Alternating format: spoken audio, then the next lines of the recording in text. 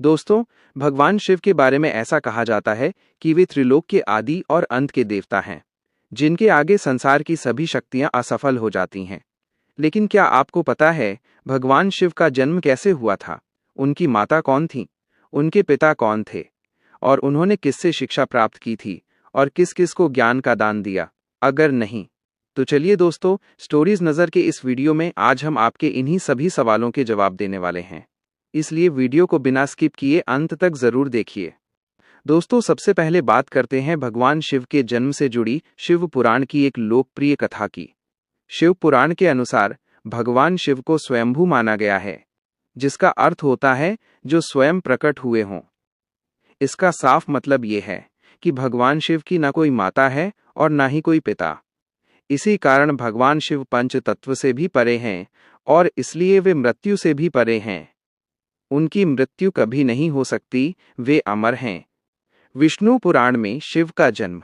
अब दोस्तों, विष्णु पुराण में भगवान शिव के जन्म से जुड़ी एक अलग कथा मिलती है। विष्णु पुराण के अनुसार भगवान विष्णु के मस्तक से निकले तेज से भगवान शिव की उत्पत्ति हुई थी। उसी तेज से कमल पर विराजमान भगवान ब्रह्मा जी का भी जन्म हुआ।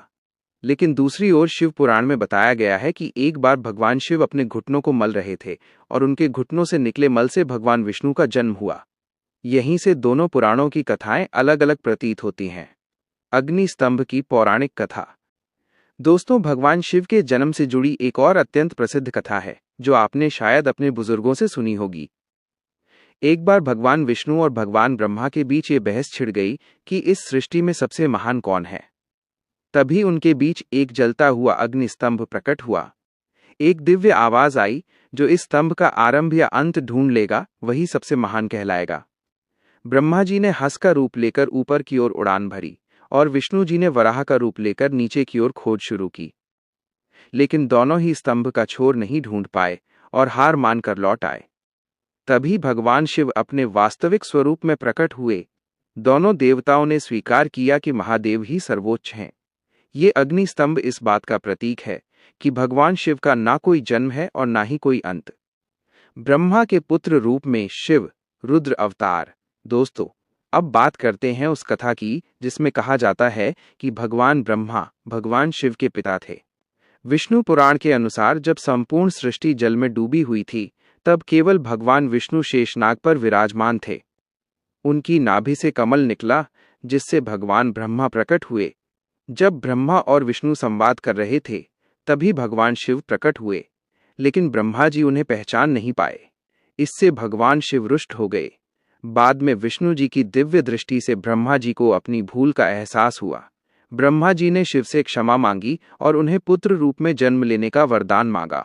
तपस्या के बाद भगवान शिव एक रोते हुए बालक के रूप में ब्रह्मा जी की गोद में प्रकट हुए। जब ब्रह्मा जी ने नाम पूछा तो शिव ने कहा, मेरा कोई नाम नहीं है। तब ब्रह्मा जी ने उन्हें रुद्र नाम दिया, जिसका अर्थ होता है रोने वाला। शिव शांत नहीं हुए तो ब्रह्मा जी ने उन्हें 108 नाम दिए, जैसे रुद्र, उग्र, भीम, पशुपतिनाथ, महादेव। श्रीमद् देवी भागवत पुराण के अनुसार दोस्तों, श्रीमद् देवी भागवत पुराण में भगवान शिव के माता पिता का वर्णन मिलता है। इसके अनुसार माता दुर्गा प्रकृति स्वरूपा हैं और सदाशिव परम ब्रह्म हैं। इन्हीं के योग से ब्रह्मा, विष्णु और महेश का जन्म हुआ, अर्थात देवी दुर्गा माता हैं और सदाशिव पिता। ओम और पंचमुखी शिव। एक और कथा के अनुसार सदाशिव ने कहा, मेरे 5 मुखों से नाद, बिंदु और शब्द प्रकट हुए। इन सबको मिलाकर बना ओम, जो आज भगवान शिव का सबसे मूल मंत्र माना जाता है। अब दोस्तों, सबसे रोचक प्रश्न, भगवान शिव के गुरु कौन थे? शास्त्रों के अनुसार भगवान शिव स्वयं आदि गुरु हैं। उन्होंने ही गुरु शिष्य परंपरा की शुरुआत की। भगवान शिव ने अपने ज्ञान का दान केवल 7 शिष्यों को दिया। इन्हीं को आगे चलकर सप्तऋषि कहा गया। तो दोस्तों, ये थे भगवान शिव के जन्म से जुड़े कुछ रहस्यमयी और पौराणिक तथ्य। अगर आपको ये कहानी रोचक और ज्ञानवर्धक लगी हो तो कमेंट करके जरूर बताइए। वीडियो पसंद आया हो तो लाइक करें और ऐसे ही रहस्यमयी किस्सों के लिए स्टोरीज नजर चैनल को सब्सक्राइब करना ना भूलें। धन्यवाद।